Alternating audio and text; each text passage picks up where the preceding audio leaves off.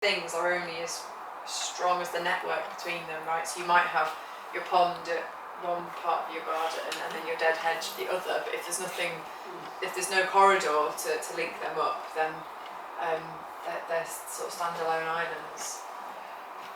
Imagine trying to travel around Britain without our road and rail network, or imagine if 9 out of 10 miles of road just didn't exist. It would be impossible to travel.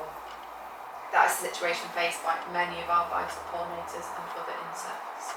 And then we've got to talk about slugs, right? We've already mentioned leopard slugs. The RHS, it's not really recent now, but in the last year has tried to change the approach, to no longer see slugs as a pest, and that they are an essential decomposer of soil, as part of the soil web, and that they are food for many other animals. So that thinking about those trophic levels again, and that soil life web, that it's all very interconnected. And yeah, I mean, in that, if we're talking about that whole like pest and predator populations and how things boom with each other,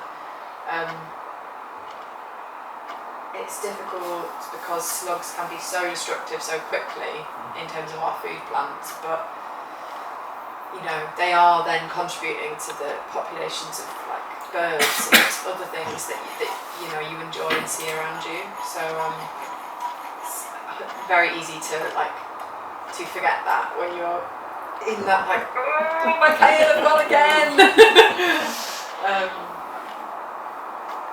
Yeah, I don't know if you want to ask anything about what things have you tried against your slugs? Wool, really successful this year.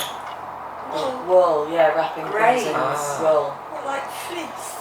Or just like raw sheep's wool. If you can get it, I bought it off eBay, but now I know someone who can give it to me. And you just put a little bit. It smells a bit and it gets on your hands with the sheepy oil, which I quite like, to be honest with you. And but you just wrap it up and pop a bit of string around, particularly brassicas or young lettuces or whatever, and it works right through. Wrap it around the stem? Yeah, because they don't like falling over it with the foot. Yeah, nice. That's the best thing I've ever found. Yeah, great. That's good. I've used nematodes before. But you have to use them really quickly. You receive them in the post, you add them to water and you sprinkle the ground at a certain time of year, and it basically kills all the slug eggs. I've used that before. Ethically, whether I should, but again, you're altering that balance, aren't you? You're deliberately reintroducing an organism that's going to eat those eggs, but in a vast quantity. I don't know. But it lasted about 2 or 3 years. They were like little slugs, in a few raised beds I've got. So it was and from that point of view, then you could argue the other way, is that it's a natural predator, but you're just, put it on mass. Even by ladybirds. You tried that? Did it work for you? It was a matter of months. It only made a difference in about 2 or 3 months. But yeah, I suppose in a raised bed you've got more it's more of a barrier, isn't it, for new stuff coming in, whereas a lot of things coming from adjacent areas. We had a big discussion about slugs in the pub after work, as you do. And some of my colleagues were saying different methods was either wake up at 5 a.m. and go out and get them all and take them somewhere or throw them over the wall or whatever you do. But you have to kind of keep doing that. Because they do come back, they go slow, but not that slow. Yeah. I think it's how dedicated you are. If you want to get on a bike with your slugs and take them somewhere, it's quite a lot of dedication. And then who do you choose to dog your slugs on? And we've also used beer traps in our garden at home, which again is the ethicness if you're happy killing slugs or not, but it did collect a lot of slugs. And then I guess they're still there to be eaten, they're dead, and I don't, do you know, can animals still eat them, if they've been in a beer trap, does that affect I've used hedgehogs? Before, but they kind of just go, they turn to mush.